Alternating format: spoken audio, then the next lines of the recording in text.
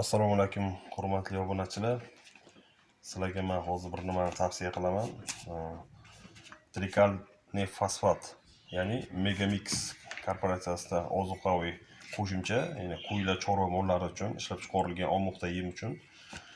Bu qo'shimcha juda ko'p mineral, o'g'it anavilarga, vitaminlar, har xil oqsil moddalari bu tarkibida, ya'ni mol qo'ylar uchun. Bitta qo'yga misol uchun 25-30 grammdan solinadi ozuqasida. Juda yaxshi beradi, natija beradi. Qo'ylarni semirtirib, yaxshi o'sish uchun kalsiy bor tarkibda, ya'ni suyalarini yaxshi rivojlanishiga juda turtki bo'ladi. Bu mahsulot otlar, qo'ylar va mollar uchun tavsiya qilingan.